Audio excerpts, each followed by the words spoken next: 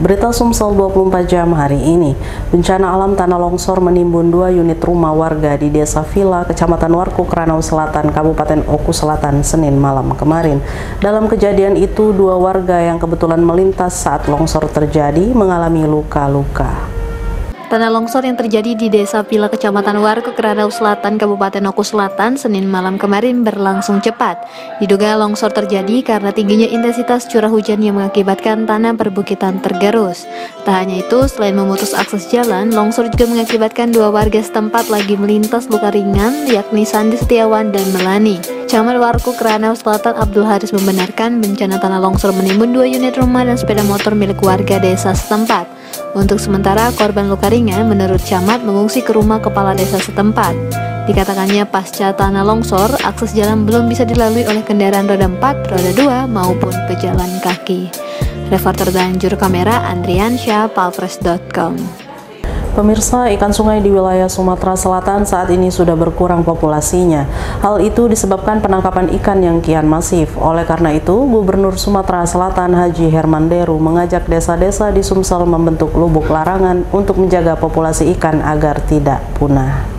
Saat ikut dalam tradisi menangkap ikan di sungai atau berkarang di Desa Tanjung Raya, Kecamatan Peseksu, Kabupaten Lahat, Rabu kemarin, Gubernur Sumsel Haji Herman Deru menyoroti masalah kian berkurangnya populasi ikan di perairan wilayah Sumsel. Jika tidak ada langkah nyata, menurut Deru, bukan tidak mungkin populasi ikan akan punah. Salah satu upaya yang dinilai efektif menjaga populasi ikan di sungai yakni membuat lubuk larangan. Menurut Deru, lubuk larangan adalah keluhuran dari nenek moyang kita yang melarang siapapun menangkap ikan di sungai kecuali pada saat panen. Selain lubuk larangan, Deru juga mengajak warga desa menjaga hutan dengan membentuk hutan larangan sehingga habitat di hulu sungai akan terus lestari. Kita bisa bersama-sama dengan masyarakat menyaksikan sebuah upaya pertahanan kelestarian alam ini. Simboliknya adalah panen di lubuk larangan. Apa itu lubuk? Lubuk itu adalah pusaran air.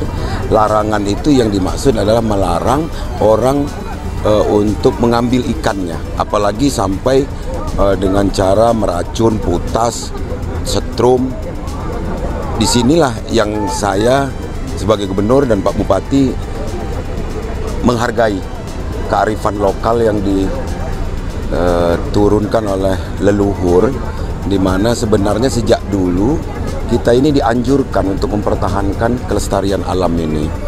Sementara Kepala Desa Tanjung Raya, Hingki Hai pun mengatakan, lubuk larangan di tempatnya terbukti mampu menjaga populasi ikan, salah satunya ikan saling yang sudah jarang ditemui di area sungai yang bukan termasuk lubuk larangan.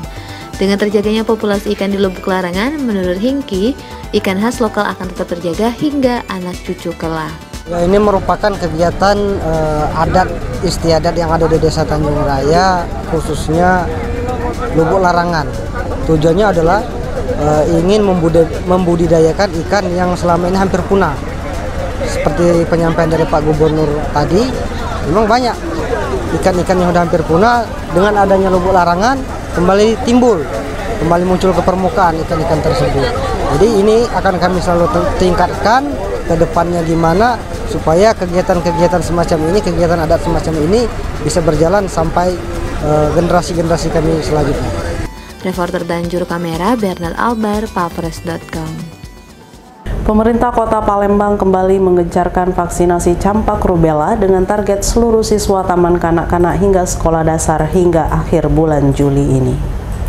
Kadin Kesehatan Palembang Fenty Aprina mengatakan pihaknya menargetkan vaksinasi minimal mencapai 85% untuk siswa TK dan SD. Menurutnya, bulan imunisasi anak nasional semestinya dilaksanakan pada bulan Mei lalu. Namun di bulan tersebut banyak siswa SD sibuk dengan ujian sekolah. Sementara Sekretaris Daerah Kota Palembang Dr. Andes Ratudewa saat meninjau vaksinasi campak di SD Negeri 81 Palembang dalam rangka memperingati Hari Bian mengatakan pihaknya akan melakukan vaksinasi kepada siswa di seluruh SD di Kota Palembang pada Juni mendatang. Pada hari ini saya menghadiri dalam rangka bulan imunisasi nasional. Tentunya ini adalah awal untuk dilaksanakan vaksinasi campak. seluruh sekolah dasar yang ada di Kota Palembang, mulai dari anak-anak TK sampai ke anak-anak sekolah dasar dari kelas 1 sampai kelas 6.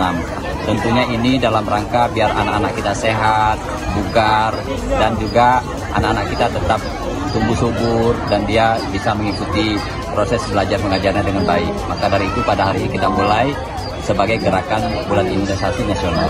Reporter dan juru kamera Dian Cahyani Fitri, palpres.com. Berita terakhir Sumsel 24 jam hari ini.